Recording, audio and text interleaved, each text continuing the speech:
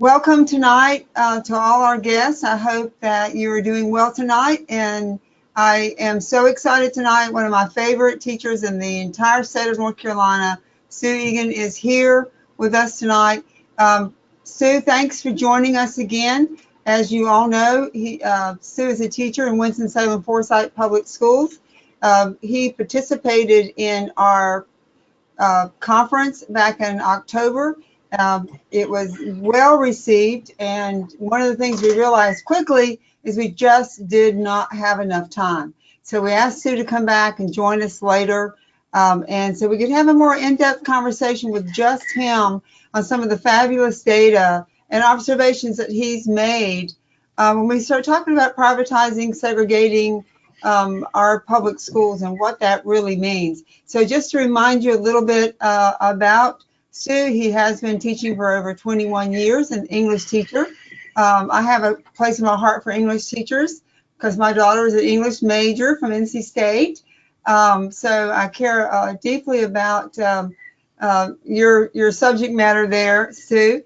But Stu grew up in Georgia, and he got his BA in English, his MAED in English education from Wake Forest University, and an additional degree from Lincoln Memorial University. He's board certified, which is something that we're very proud of in North Carolina, that we have the highest number of board certified teachers in the nation. And so congratulations for being one of those. So I'm not going to try to belabor this too much more, but Sue, I think the fact that you also not only teach at our public schools, but your children have been engaged in getting their education through our public schools, but that is really gives you two hats to wear in this conversation tonight. That is a professional in the school system, and that as a parent who also has to deal with those things. And the last thing I'll add, in case our audience does not know you, that you also run a blog called The Caffeinated Rage. Many of your articles are quoted and referenced in other folks' research, and you also have had the same privilege of being followed by Diane Ravitch, one of my heroines in public education. And so she always is looking at your work and sharing it. And so we appreciate that. And I want to just go ahead and jump in, and Stu, invite you to talk for a second. But you know, I start every one of our webinars with taking a second to talk about the frame of reference we're in tonight, which is about what's going on in our public schools that is actually undermining or disturbing or what's disrupting our public education system, this kind of corporate takeover of our public schools. And a lot of folks say to me, I'm amazed. I never knew anything about this. I don't have kids in the school system.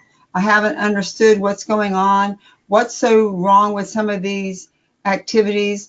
How is that impacting education? So maybe you could help us kind of set the stage here from how, kind of your view of this shift from public education funds into the private sector, and to kind of set us off on our discussion with you tonight. I think about maybe 15 or 20 years ago, many people who we would probably consider in the privatization business realized that most states, North Carolina included, probably have the greatest expenditures of their budget toward public education. North Carolina spends approximately 56 to 57% of its budget on public education. We are also a state that has incredible population boom in the last 15 years. We have a wide terrain. We go from the mountains, we go to the beach. We don't have an incredibly big city population, Charlotte being our biggest city, but I'm from Georgia, you have Atlanta, and then you have Georgia. Atlanta is just a mega city. What you do have are a lot of different towns, big towns. I live in Winston-Salem, and a very good university public system. And the way that the University of North Carolina system and our public school system, K through 12, is financed in the way that the state constitution has stated it, we have, I guess, 3 different modes of income that help fund that. You have the federal, you have the state, and then you have the local. And when you can legislate and create a situation in which certain reforms that have happened in North Carolina can take place under the auspices of public education and education reform, many people have been able to tap into those funds. And what we've seen in the past few years is just an exorbitant amount of money and resources that have gone to things like charter schools, to vouchers, to education savings accounts that are not highly monitored, and at the same time, because we have a finite amount of money, it just doesn't keep creating itself. When that money gets diverted to other places, one place suffers because the other place gets the money. And that's kind of what happened with public schools. We talked a little bit earlier about the idea of who controls the narrative of how good our public schools are, and that's kind of what we've seen. I would love to ask anybody, so how do we really measure our schools? And some of my writings and some of the people who have come back and said, well, our schools are failing, I would probably ask them, so how are they failing? And most people will point to the very things that they see in print or in publications, such as test scores. And, I can look at somebody and I personally can say, I can't remember any of the standardized tests that these kids are taking right now ever existing when I was a student. I remember having a conversation with an older gentleman, actually a parent of some former students that I had. He said, the test scores are really, really bad. And I looked at him, I said, so what were your test scores on these? And he says, I didn't take them. And then I said, well, but you said schools were really good back then and they're not now. Is it because now we have tests that you should have taken so you could have actually seen how bad your schools were?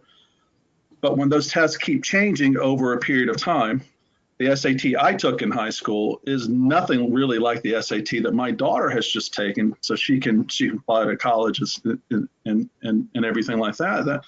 We have a hard time making really accurate comparisons between historical data and present data. And when you can control that narrative and then throw it into a school performance grading system, that really, really does nothing more than show you what poverty does to affect student achievement. And you can control the narrative. When you can control the narrative, then you can start putting out your reforms. And people really don't have the time or the wherewithal to go out and find out what's going on. And so it takes a few advocates. It takes people like Yvonne Brannon. It takes a person like a Justin Parmenter or Angie Scioli to start saying this narrative is false. These things are not founded in solid truth. They're spun. And I pulled up here just for you to glance at quickly because you made a comment about the narrative. There also have been changing the policies. Yes. I mean, they have been changing rules and processes and structures, as we can see here, and funding that have actually also impacted some of the very data that they use to criticize public schools. They use to create the narrative. I won't read them and everything, but when you look over this list, this is kind of what the consequences of privatizing in North Carolina have been. We see how our teacher pay is not the same. We look at where we are with per pupil spending. We're near the bottom. We've been near the bottom for over a decade. Anything on here that strikes you that you'd want to kind of talk to the public about? I look at the A through F school performance grades. Well, I think it's not just the legislative action, it's the how they defined how that legislative action is not only being seen by the public, but how it actually is working. So if I look at pay for master's degrees, that has a lot to do with teacher pay. And the budget year that you say 2008, 2009 is 25th in the United States, and in 2017, 2018 is 37th. And that's actually ranking is going to go up until all of a sudden the very veterans like myself who actually do have graduate degrees start retiring or leaving the workforce. Therefore, the average pay is going to go down because there is no way in this pay scale that somebody who just got into the teaching profession could ever make as much as I make right now because I do get graduate pay. And they won't stay 25 years to make it, right? And they won't stay 25 years to make it because the way it's set now is it stagnates after 15 years. If you look at the cap of 100 charter schools, it was there and now it's no longer there. But look where the charter schools, a lot of times where they open up. It's like there are a lot of ironies, almost really kind of controlled contradictions. You're in Wake County right now. Mm-hmm. Wake County has more national certified teachers than any other district in the United States of America. That's true. In a state that has more MBCTs than any other state in the United States. Right. However, you probably have one of the highest rates of charter school growth. Right. And charter schools do not necessarily have to have licensed teachers inside of it. In fact, they can have 50% of their teachers do not have to have a license at all. So what narratives is being thrown out there? Is it because Wake County schools are bad? No, it's not. What's being thrown out there is if I can control how we use these A to F school performance grades, then I can make sure that the test grades always look a certain way, because the growth of the children or the growth of the students in the school will never outweigh it. We're the only state in the entire country of the 17 that use a school performance grading system. We're the only state that allows for achievement to be higher than, switch over here, than growth. I mean, 80% versus 50%, 80% versus 20%. Right. And even growth, if I look at my own school's thing, there's only 3 test scores that even go into the growth formula, one of which is Math 1. And most of the kids who come into a lot of schools have already taken Math 1, therefore their test grades don't even transfer over. So you're not really, and they took biology out of that growth form. Biology tended to be the highest score in many school systems. So when you keep changing the variables that are in that equation, you're going to get some sort of measurement that really, truly you can control that measurement, control how it's out there. You can control the narrative. Right. And when you look at vouchers, when you look at the ESAs, and I'm fairly cognizant of the ESAs because my youngest child is a special needs child. He's trisomy 21, commonly known as Down syndrome. He's also on the autism spectrum. And what they say is, we can give you this money and you can go do with it what you want to in the private section. However, it absolves the state from having to educate him. Right.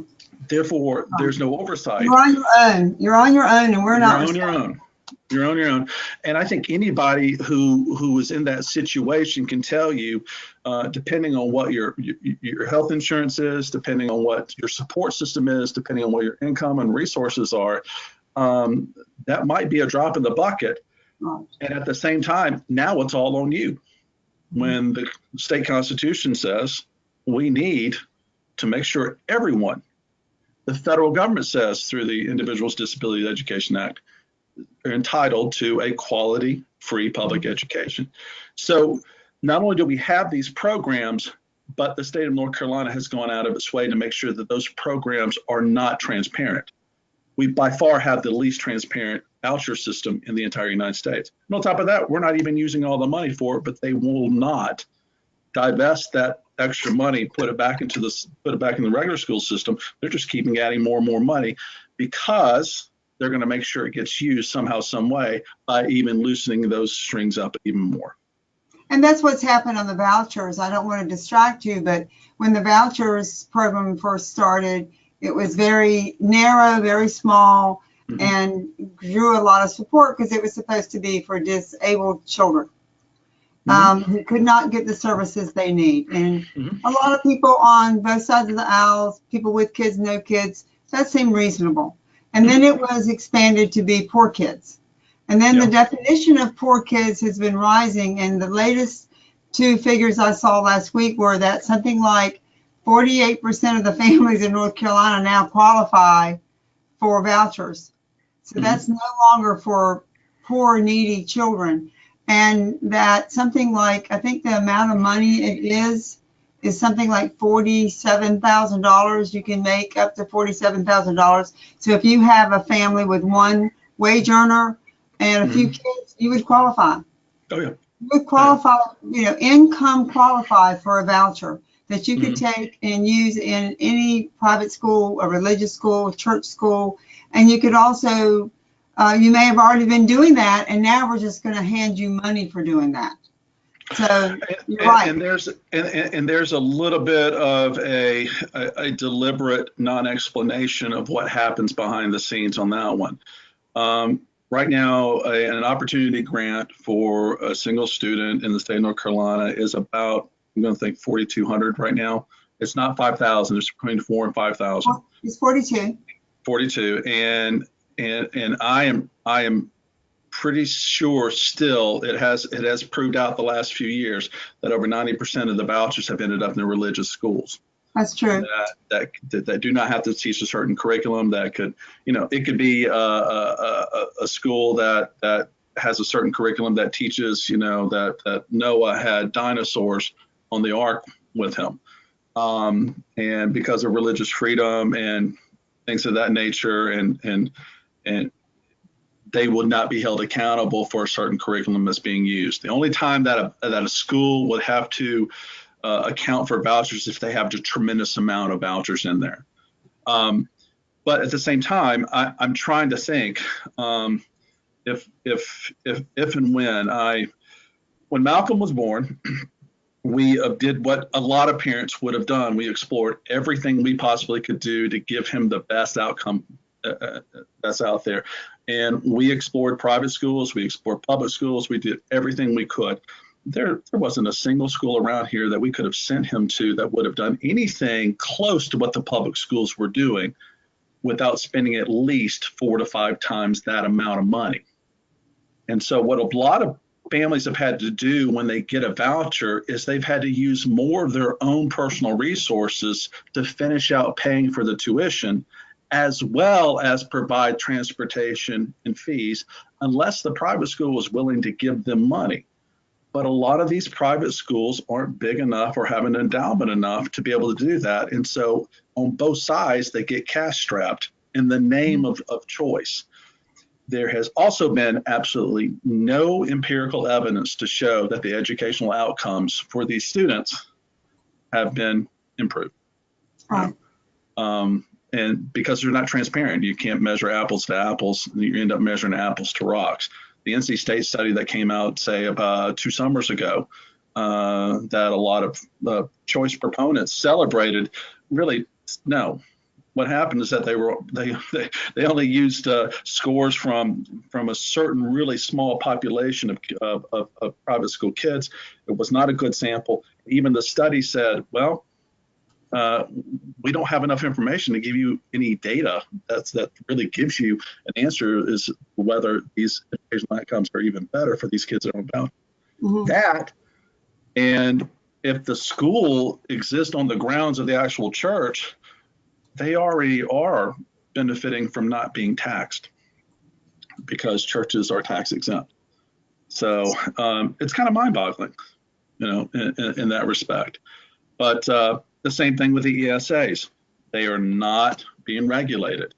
And so all this money can't truly be seen, and the effects of it can't truly be seen.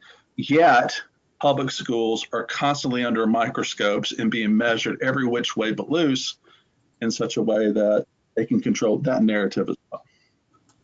Well, and the thing I wonder about with this, for the taxpayers, if we can put aside philosophical views about how education should be delivered, just in terms of the taxpayer, how does the taxpayer know where their money is being spent and how it's being spent? For years, we've heard people talk about we needed accountability to tell the taxpayer they're getting their money's worth.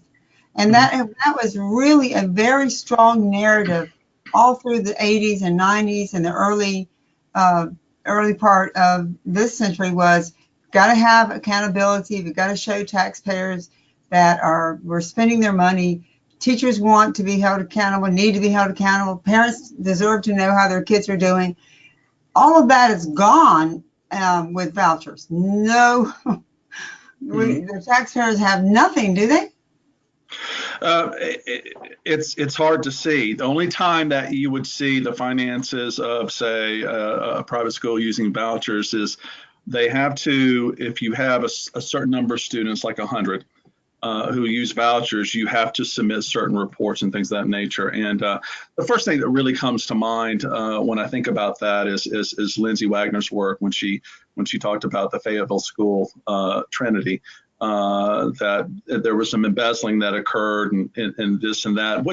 What happens is because private schools and public schools can handle their money differently. A public school has to be very, very transparent. To say that we don't know where the money's going, go to any big public school and ask the financial person how many times he or she gets audited and to what degree that person gets audited. Every cent has to be accounted for. If not, there's trouble.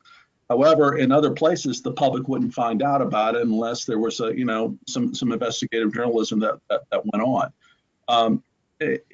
Part of the narrative that we get in the privatization movement is to operate schools more like businesses. And one of the arguments that I've made is, well, let's look at this in the converse. Why don't you operate your business like a school? And in doing that, you're going to have to open up every book. You're going to have to show everything. Everybody gets to say so because everybody has a stake in it. And you're not going to make a profit because what your business is really, by law, what your business is a public service. Right. And so if you're going to try and fit the mold on one, do the other way and see how that works, and you'll realize you just can't compare the two. Right. And in comparing the two and say, well, we have to run it this way, we have to run it that way. Most of the time that narrative comes from people who never worked in education. Mm-hmm. But education is one of those things that everybody has some sort of stake in. It could be your real estate value. It could be the kind of employees you have in your small business. It could be the fact that you're paying more in local taxes because mandates have been handed down to local systems from the state, but never financed, i.e. class size. Right. And then it's always front page news. So again, it's that controlling the narrative. However, many of those same people probably have not walked the halls of a high school or school nowadays to see exactly what's going on and to see what great work has actually been going on in so many of the schools. They may have thought because on a piece of paper it said D or F on it. Right. I've had so many parents call me and text me, email me, almost in tears saying, we love our elementary school. Our second child is going there. We just found out today they're a C-. And what in the world should we do? And I said, keep going to the school you love. Yeah. Because obviously something great's going on there because you and your kids are happy, they're succeeding, and recognize that you're getting a impression on one piece of information. It has nothing to do with the school climate, the school feelings of inclusiveness, safety, the dedication of the teachers, the library. There's so many other, your English is a, immersion program. You've got languages, you've got dance, you've got music. Are you kidding me? So it is really too bad that we're using the Scarlet Letter of one grade for parents to make a decision. And we even read the Scarlet Letter. It's amazing to think of where my child, my oldest, goes to school. She goes to the school where I teach. We offer all the varsity sports that are sanctioned by the state of North Carolina. It's a fairly big high school. It's the largest high school outside of Wake and Mecklenburg County in the state of North Carolina. But if you went and saw their music program, if you went and saw the drama program, if you went and saw the CTE program and how many kids take classes not only there, but also take AP classes at the same time, all of the different opportunities that are already there, that kids are walking out not only with college credit, but many times are walking out with enough credit to qualify for an associate's degree. They have a chance to go to a different campus. The avenues are there. Are we allowing those avenues to stay fluid enough with the funds and with the right people? Because if not, then we're going to make these kids suffer more. And that's not what we want. We want them to be able to thrive. But it's hard to allow a child to follow his or her curiosity, to try out different things, to find out what intelligence he or she might have, unless we have all of those avenues ready. And that's, remember, the class size chaos was really about to take away in a lot of the elementary schools the specials, the arts and the PEs and the things like that.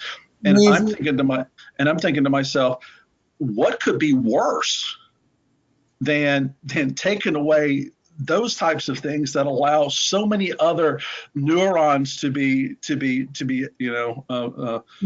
travels. Yeah, to be getting kids to move, getting kids to be left-brained and right-brained and multiple talents and things of that nature. I mean, it's ludicrous. And but what we were doing is placing some subjects above other subjects because they had a test involved with it.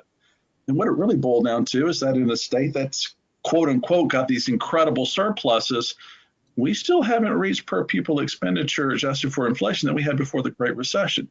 So tell me, really, where are your priorities?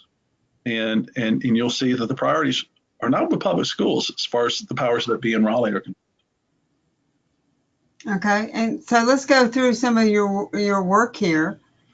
I think this slide right here kind of to me, if I look at how the public views public schools and what lawmakers allow the public to see as far as especially school performance grades, there are so many things that you could do. I was at my high school last Friday night. We were hosting a third round football playoff game. The place was packed.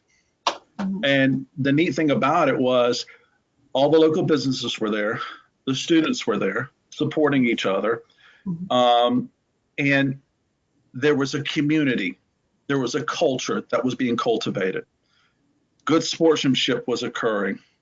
There were some clubs that were responsible for this, some clubs responsible for that. Some fundraising was going on as well. When you don't see those kinds of interactions going on, you're not getting a good view of the school system. And you would be remiss to not walk in there and not see the pride that a town has for its public school. They're third generation people at that school, and their moms and grandparents still go to the games. That's a fabric of a society, and it happens everywhere. But no, we never measure that kind of thing. Well, we've actually seen a few rural counties in North Carolina this year have to close schools because the charter schools moved in. White flight happened to the charter. There wasn't enough kids to keep a school open. And when a school closes in a community, it is, to me, a tragedy. And, one day that charter can leave, can move, can disband itself. And how does that community ever get that back? They don't. It's interesting you mentioned that. I in writing a blog and writing different little things, and you just kind of it delightfully forces you to look at education in different ways. And about this time of year, and you mentioned Dr. Ravitch in a previous conversation. Every time Christmas comes around, I think of my favorite Christmas movie, and that's It's a Wonderful Life. And the reason I love that is because I remember my grandfather making me watch it with him, and whatever my grandfather did, that's what I did. And if you realize the very first part of the entire movie centers around the high school. Right. Everybody who came back went to the high school dance. Everybody who was there, high school. Everybody went to the same school. That's where they congregated. That's where they had a community tie. That's where they did this. And there's even that little scene, and the guy who played Alfalfa in our gang is actually in that movie, where they open up the floor and the pool comes out. But before that, one guy came back to George Bailey and said, you saved us so much money by helping us install the pool this way. And what it was just an incredible community feeling behind this one thing. And then you're sitting not too far from Durham, which is the home of the creators of one of my favorite series, Stranger Things. Name an episode in which the school is not part of the fabric there. That's where they all come together. It's just everybody belongs to that school. And it is really someone told me, that one of the things I love to think of is that it is the heart of the community. It is where, when I grew up on Friday night, everybody was at the high school. Well, and if you were in a small southern town like I was, growing up in rural Georgia, and they still do this,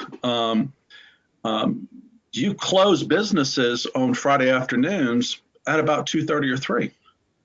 And you would open businesses back up on Saturday to recoup that time. But everybody was at the high school game that Friday. Everyone showed up for it.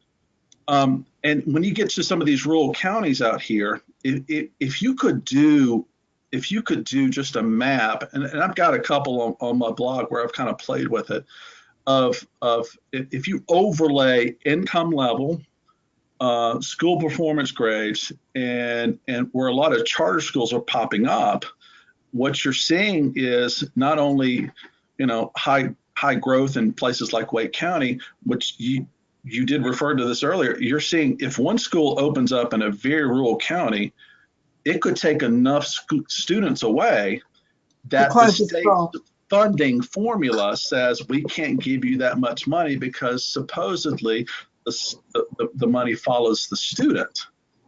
But the schools still have to have the same physical facilities to run and have all the different things going on. And when those things start closing, what you end up having is a forced migration to another place that is not under local control. And so, and that's another thing. When that community loses that school, and they are forced to sell that school and revert that money back to the state, that community will not be able to replace that school. It doesn't usually have the local tax base to replace a school that's 40 years old or 30 years old. And so that deepens the need for alternative education, right? It deepens the need for non-traditional public schools and pretty much sets their destiny. And it just seems like that it's such a high price for rural counties that are already struggling with economy, jobs, local labor force, local tax base. It just seems an additional one of those 1,000 cuts that is made. And you still have to remember that even though we're being told that North Carolina is fantastic, we've got this incredible surplus. It's number one business environment, corporate tax cuts and things of that nature. 1 in 5 of our public school kids is at or below the poverty level. And some places, the school might be the only place where they get a full meal. It might be the only place where they feel safe. It might be the only place where they get a positive role modeling, structure, and what might be the most important thing is safety. And when you take that away, then what you're doing is exacerbating the very problems that schools are there to help alleviate in the first place. and that's tough to see. And it happens in the urban areas too, where you have, obviously you had a slide in the presentation that talked about my home county, Forsyth County, which really is a sociological dream if you want to study differences of income and race relations and things of that nature, because we have a school choice system.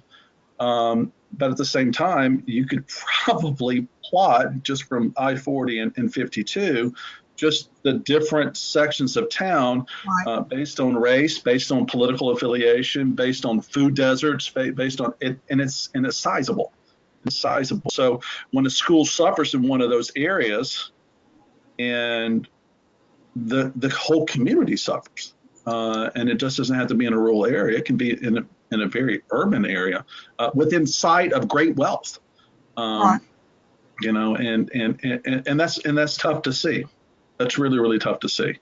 And those are the things that kind of, I think it fuels me to do some of the work I do. I know it certainly fuels you, and it's become a more part of the dialogue that either people have to defend what their actions are or take a long, hard look. I just hope when people take a long, hard look at what's happening, that that kind of goes to the ballot box with them, that they show up for an election day and see an investment in our kids probably might be the best investment we ever make. I would certainly say that about this family we have in this household. It centers around what's best for our kids, and I'm sure I would say the same thing for the neighbors' kids, who I've got a vested interest in them.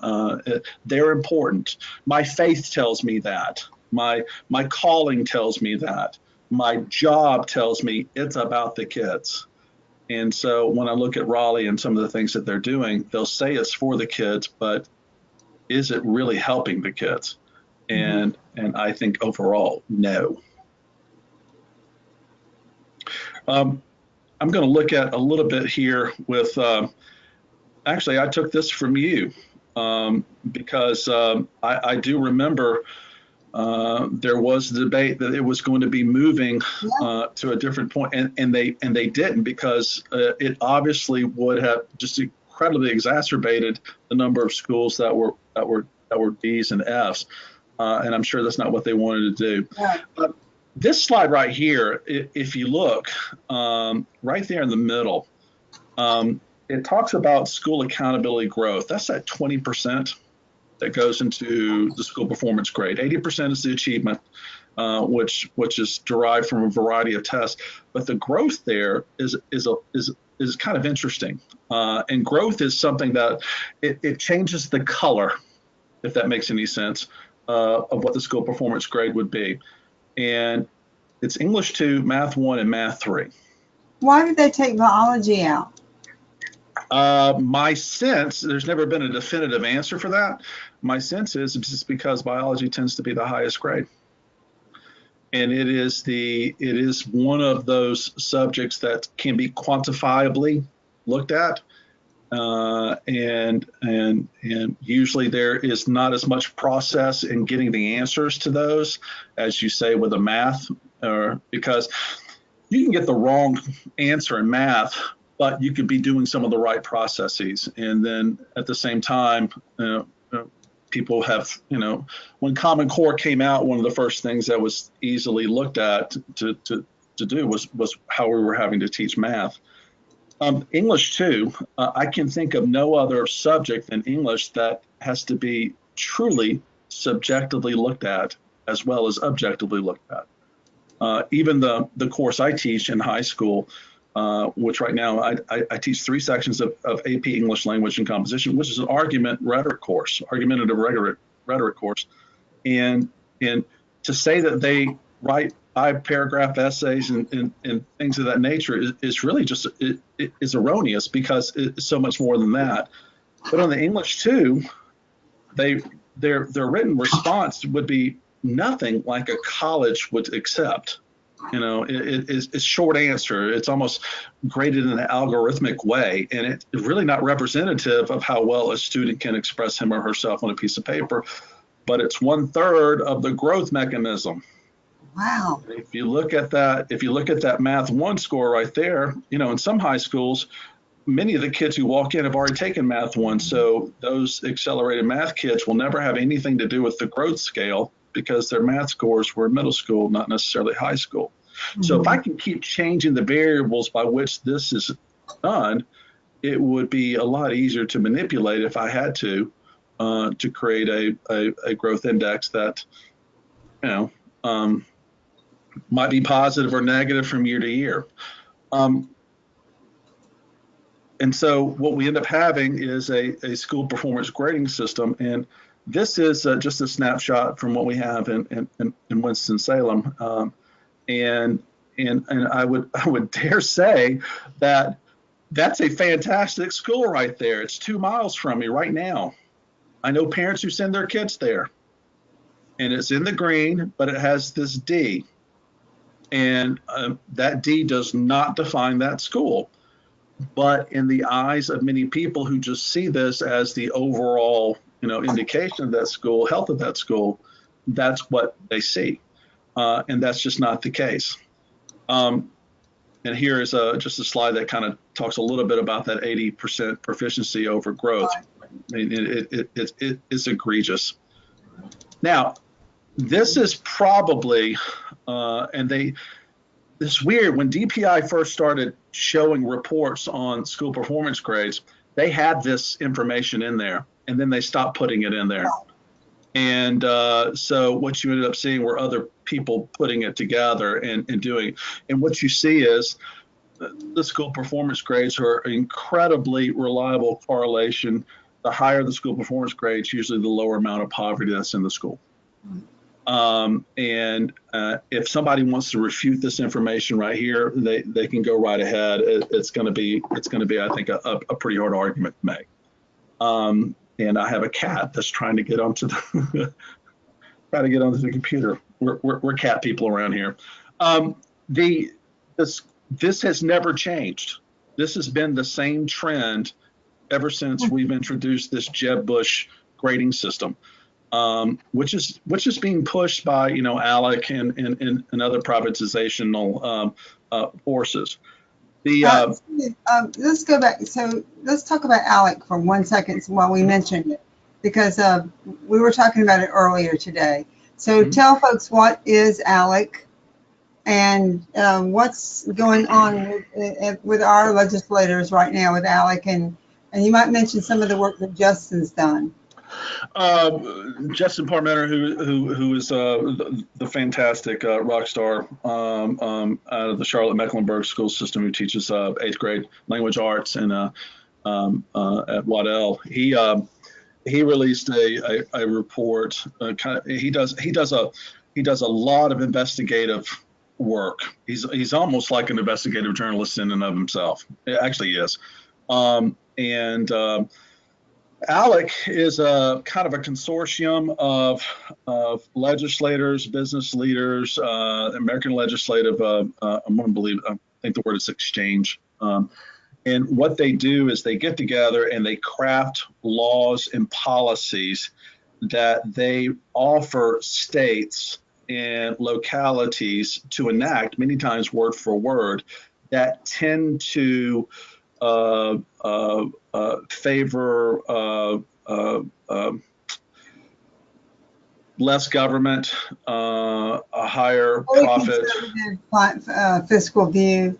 Yeah, and North Carolina certainly has a number. The past chairman, it was Jason Sain, who was actually in North Carolina legislature, and Justin released a post yesterday that actually was picked up by Diane Ravitch today, in which SAS, software company that runs the EVOS scores and the scorecard, had actually financed North Carolina legislators to actually go to ALEC conferences, which means they pretty much are paying people in the legislature who can decide whether or not SAS has the money from the state to run these scores, run this information, and they're sending these legislators to places where they can learn how to craft legislation that allows this to perpetuate. It just seems wrong. I have no idea when my EBOS scores come out, which they just did not too long ago, well into the first, to the first semester. So if I have a block class, it's 5 weeks before the end of the school year for those kids for that class.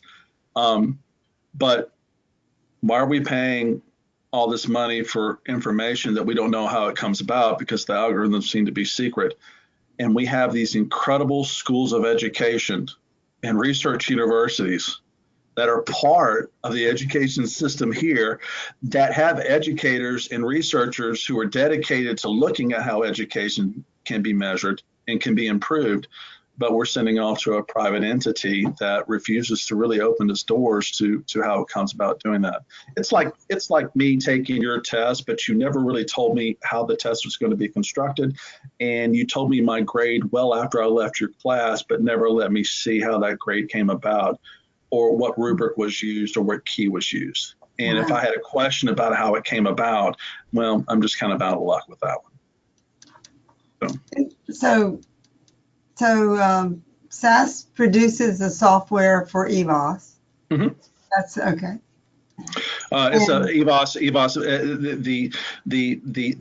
The first, the V in the first A is value added, and that is a term that many public school advocates kind of cringe at, because it's measuring the performance of teachers, how well they do inside of a classroom, but they're measuring it against the same variables with other teachers who are in totally different situations. So for me to say, all right, here's your growth, here are your test scores. If I had a group of students who, in my AP class, and we do not practice this at my school, and I'm very thankful for it. If you want to take an AP class, you have a seat. If you want to take it, there are schools. I know schools in Georgia who have done this. You're not allowed to be in the AP class unless you pass a diagnostic test to get in there first. And so what you've done is skewed the very, people who are in there to ensure some sort of success. And I might be able to grow a lot of these kids, but many of those kids might grow from, say, a 1 to a 2, may not make the passing score, but their progress has been tremendous. But on a piece of paper, didn't pass the AP test. And so how are you going to frame that narrative? Well, you didn't have as many kids pass the AP test. This growth for those kids might have been great, but we don't have the results.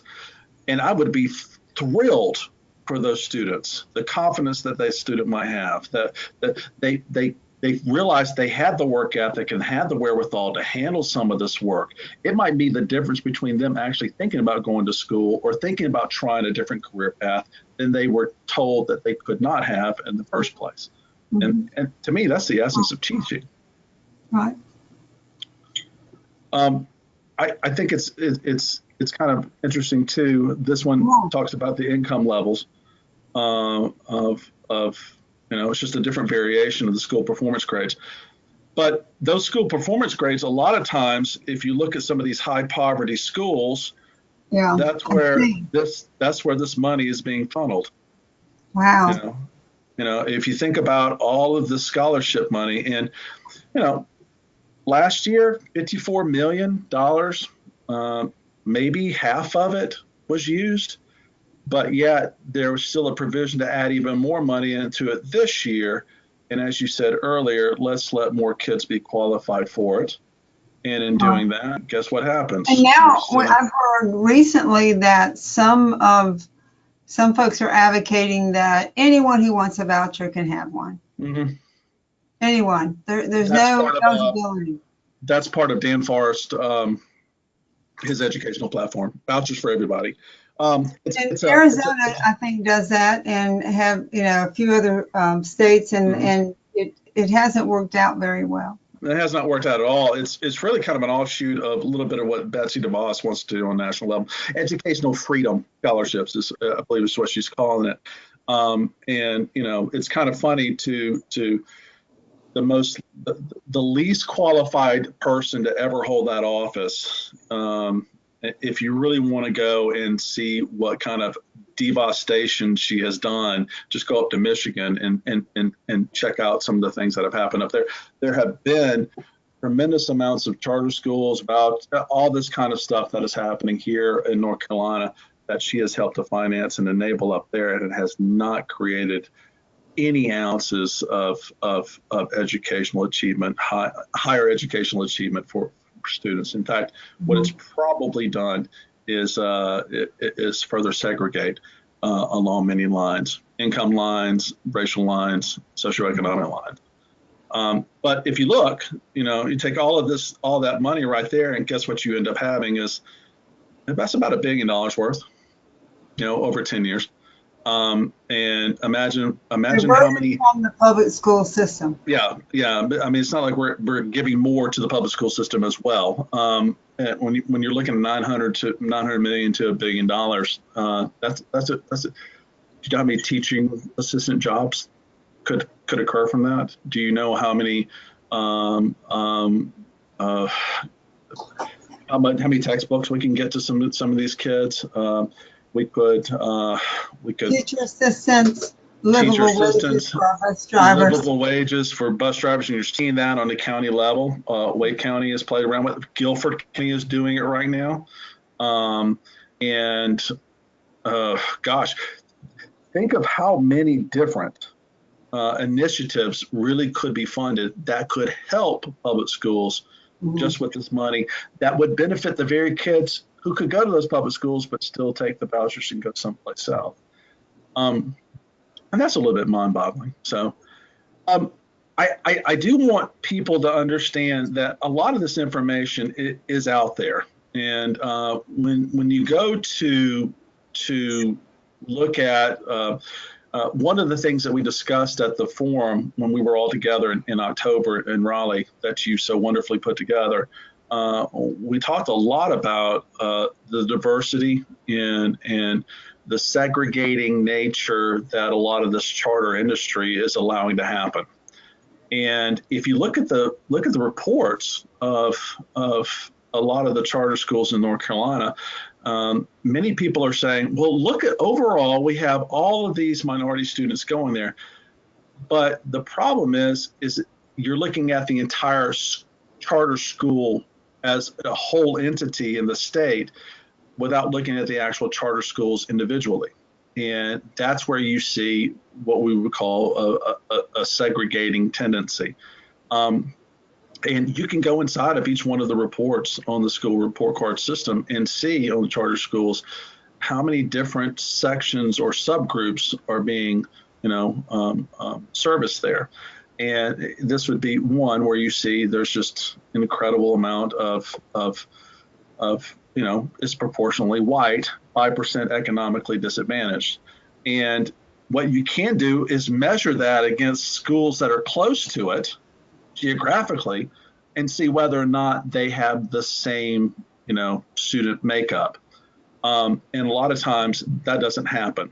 And so what I did was I literally went through every one of them and grabbed the numbers. Each one of this is it was a lot of work, and I would take 3 times as long to do it the next time if I had to. I'm not a statistician, so I went through this a couple of times, but it seemed fairly fluid to me. It could be number of kids who are white, number of kids who are up 2 races or more, people who Hispanic, Latino, African American, and then created this. And that's kind of what opened my eyes a little bit more. And I went to 2017, 2018 because that's the last school report cards that we had at the time. And then there are charter schools that exist now that didn't exist then, so there's no historical data to go with. And this is kind of eye-opening. There was the narrative that was being put out by some people, even the New York Times or the Wall Street Journal allowed a man who I totally forget his name.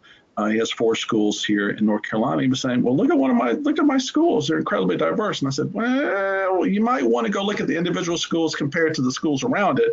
That would be a truer measure of how diverse it is compared to other. And it wasn't the case.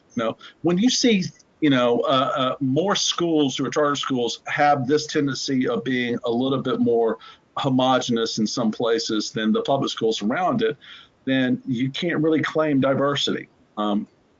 You're kind of showing a shiny a veneer instead of letting people see the true inside of it. And these are really kind of staggering numbers if you look at it.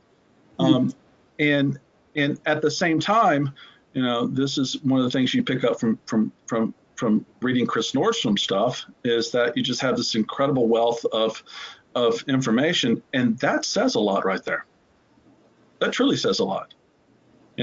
Meeting or exceeding growth. So if you're going to measure schools by growth and vilify them in such a way that you can help fuel this narrative of sending kids to charters or private schools, but you actually use those same variables to measure the charter schools, I think you kind of see right then and there that our schools are doing all right. Even the PISA scores that came out a couple of days ago, have shown since 2003, which is No Child Left Behind, and then we go to Race to the Top, and now we have the Every Student Succeeds Act. There has been no measurable difference between 2003 and 2018 in reading scores and the math scores. They'll say no sizable measurable difference. Mm-hmm. However, if you look at the different subgroups, we're doing pretty well, because against other countries, most every other country doesn't allow their poorer kids to take the test. Right. And we let everybody be in the sample that we take from. And so the variation that we have from kids who come from high income levels, the kids come low income, we have an incredible. And so what we're doing is we're showing you our reforms really aren't working unless we can tell you the narrative we want to tell you. Poverty does affect schools, and we're actually a little bit better than we give ourselves credit for, because even in the state of North Carolina, we make everyone take the ACT as a measurable thing. It's not for a grade. The kids will not get any feedback from it, but it goes into the accountability grading formula. Not everybody's going to go to college. It's ludicrous. Go ahead. When I look at this chart, one of the things that I look at is, when did we lift the cap? Right and there. Then, yeah. So when you think, even if you're a charter school advocate, if you think there's a value in having a limited number of good charters, what this says is, with unlimited growth and with looser criteria about who can have a school and less accountability, that you're lowering the opportunity for charters to be successful. That is correct. You see an inverse. You see an inverse of who has growth and who does not have growth. And I think when we were at the forum, Joe Woodbury, who was the chairman of the Winston-Salem Forsyth County School Systems School Board, she made an interesting remark that Forsyth County only has 4 charter schools in it, which is a little bit lower number than what you would expect consistently looking around the state, as far as, since we are the fourth or fifth largest school system. And she said there's a reason for that. And it was a very, very poignant observation she made. She says, we're already a choice system. Our kids are already segregated in schools. And you kind of have to scratch your head when she says that, because if you plot where those schools are, it shows, that when you put a choice system, the kids are already going to go, or their parents are already going to place them where they want to be. I totally, when did this happen? The 1619 project, when it came out, Hannah Nicole Jones, came to Winston-Salem State University, and I went to go listen to her. Of course I was going to go listen to her. Actually, it was the day before I came to go see, 2 days before I came to come see you in October. And she brought up this thing called miseducation that Politico had that allows you to drill down on each school in America based on test scores and population and things of that nature. And she just put two schools in Forsyth County next to each other, and your jaw dropped about how different the populations were. Of course, that's going to affect student outcomes because one is going to be financed in one way, the other one's going to be financed in another way. And then you look at all the other things that help a school out. One school's have a fantastic PTSA, very involved parents because they have the time and wherewithal and resources to do it. This school may have a lot of kids whose parents work 2 or 3 jobs. Does not mean they don't want their kids to do as well. They're probably working hard to make opportunities be created, but those kids are falling through the cracks because we tend to look at it as a failing school because it has a certain, grade attached to it.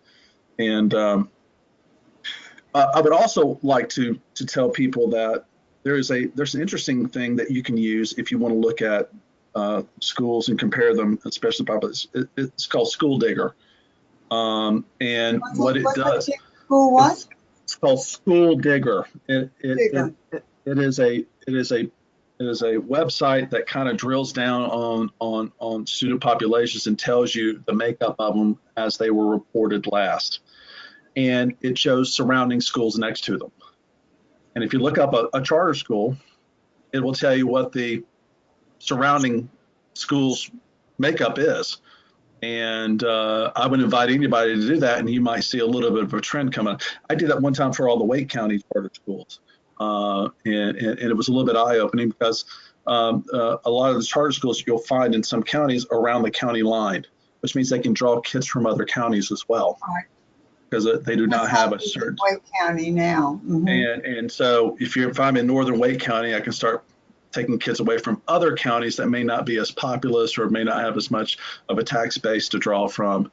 And it's purposely done. I mean, there's just no other way to explain it. It's just not all by chance and happenstance. So, well, and we have a situation going on in Wake County in the northeast Wake part of the county where there are like 10 charter schools within a 5-mile radius of all the public schools.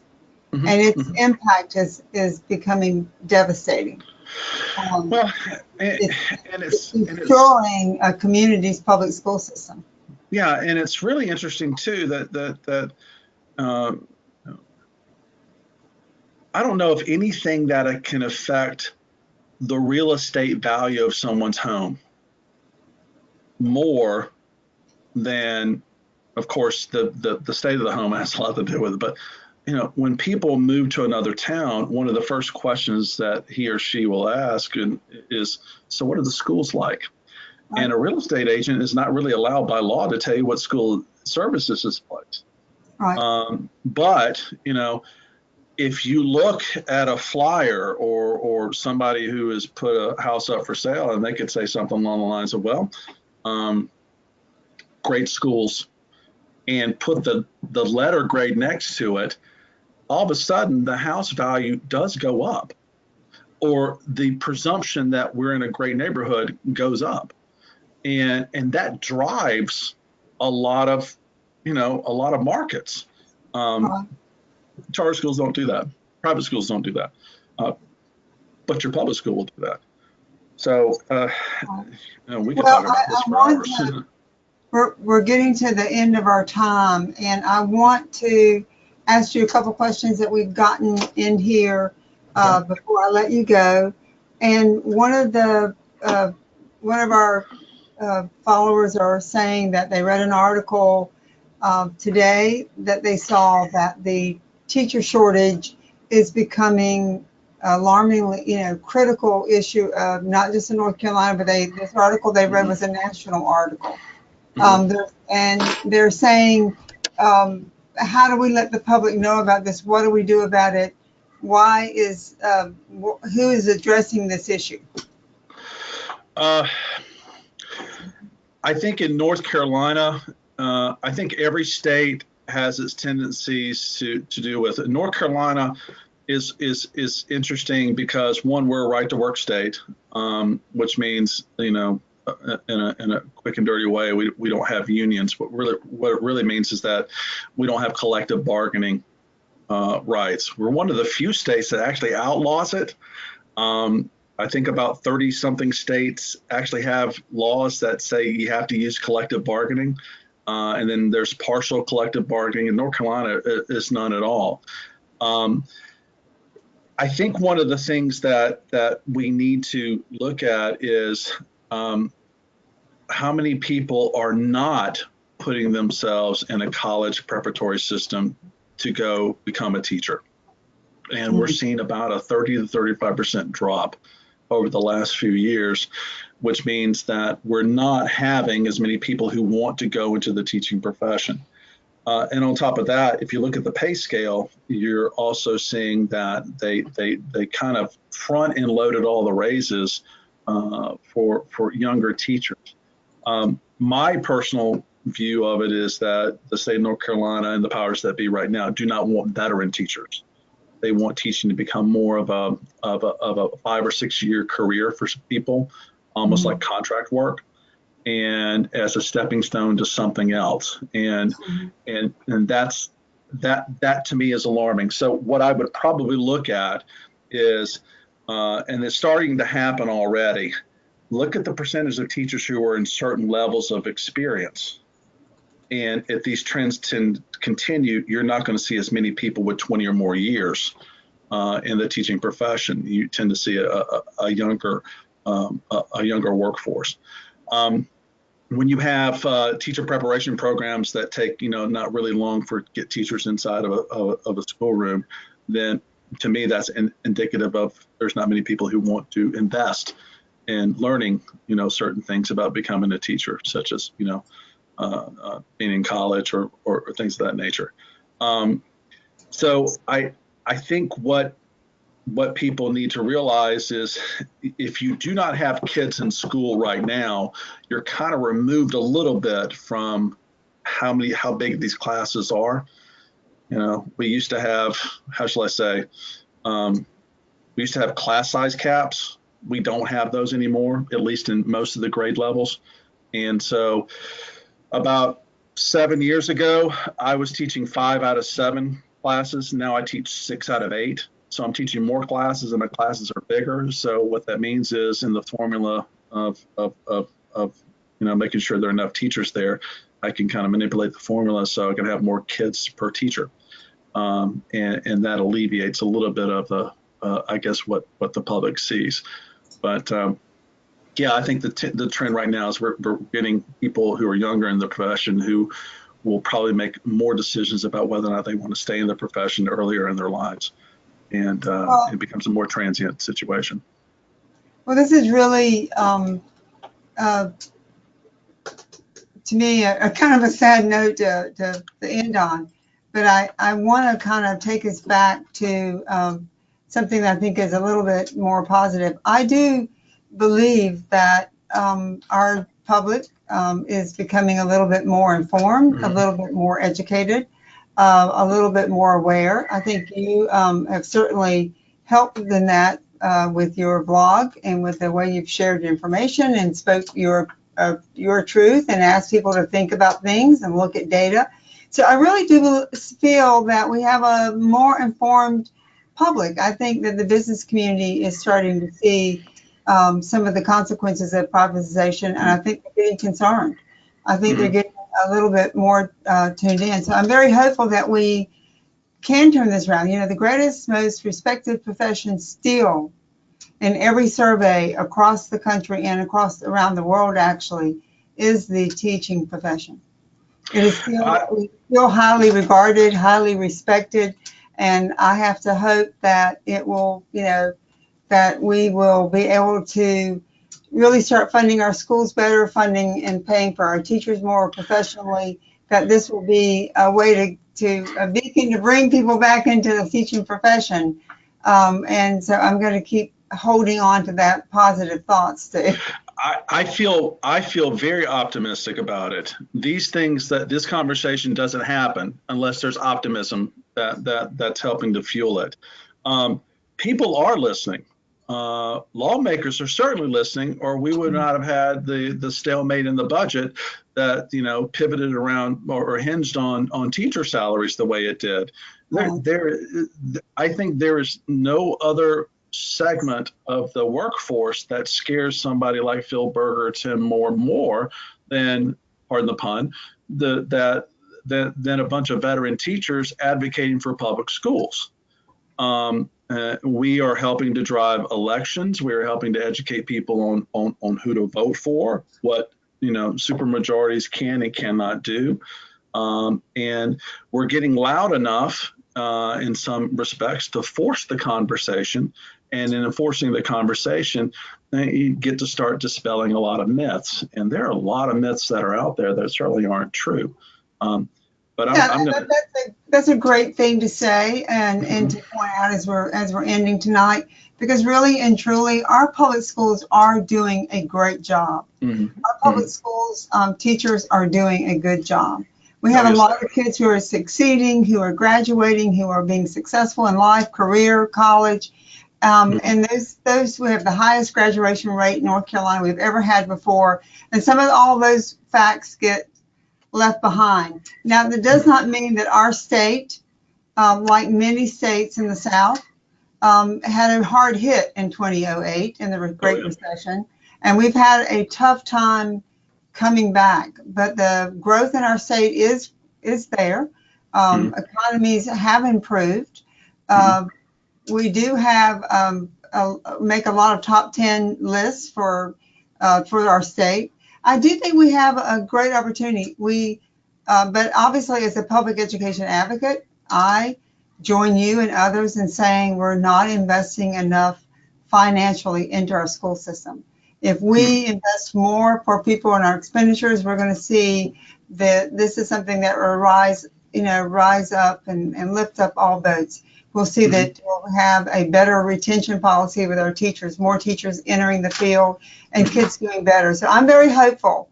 And I believe that when people become smart, educated education voters, that we have better consequences for our kids. So I'm going to end by saying, the drill, which is I really hope people will go to our website, Public Schools First NC. I hope they'll look under the conference too, and they'll see recordings and your presentation at the conference. They'll see a link to this webinar. I hope they'll go look at some of our fact sheets and our issue papers. I hope they'll read some of the resources about the impact of privatizing and segregating our schools. I hope they'll read some of the research that shows the value of diverse, well-funded, inclusive schools.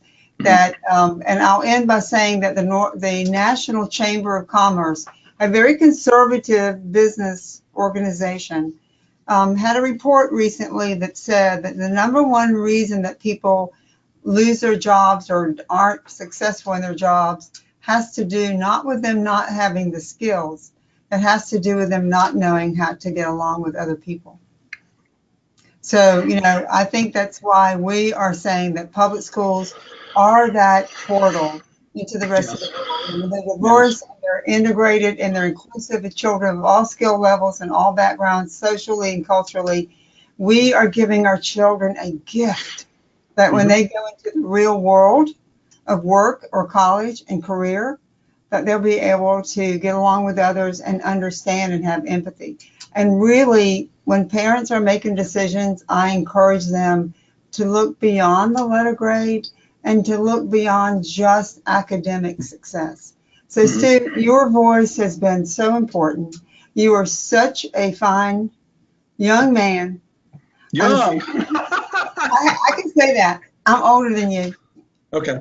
But I'm pulling my Southern charm here. But I really do appreciate that you're so thoughtful. I appreciate that you take time to do your research and to present facts. And a lot of people depend on you and others for, that digging deeper and having that data. It is very critical. I think we change people's minds more when they can see objective information. And when they can look at the facts and they get the full view. So you're a part of that. Not only are you that, but you're a veteran teacher in our state. Congratulations on your success. Congratulations on the success of your school and your family.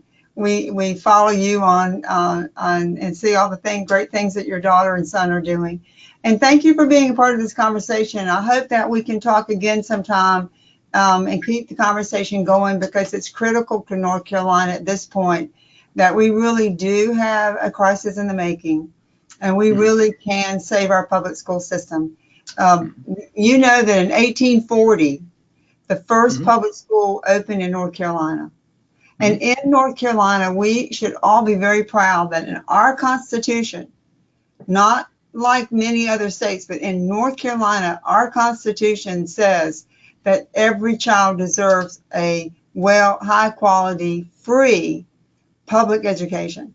That is something that North Carolinians, we should be very proud of, and we should demand that we keep that promise.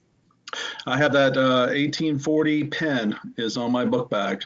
And so I see it every day. And not many people, when people ask me, what does that stand for? It's kind of neat to say, in a state, my wife went to the first, public university to open up, a flagship school, University of North Carolina, in the late 1700s, and we have the 1840.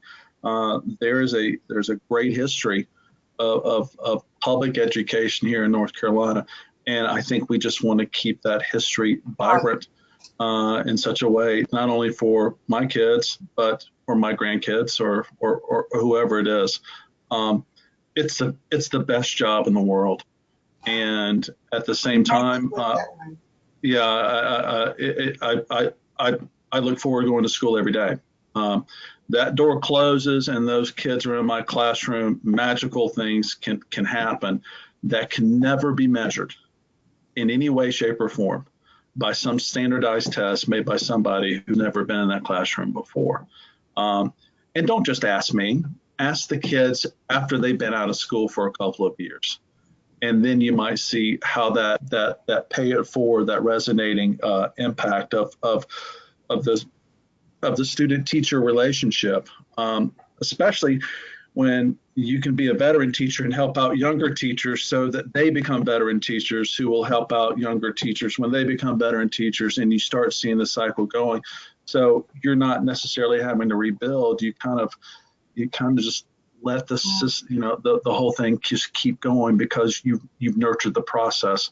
And it all just comes around people. It's all about people.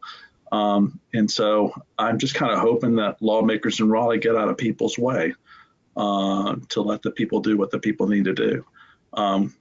If not, then you're going to see more and more people speak up to other people, and certainly that's one of the things that you have done so incredibly well is to keep that forum open, but at the same time do it in such a way that that you're about the kids as well. So, I thank you.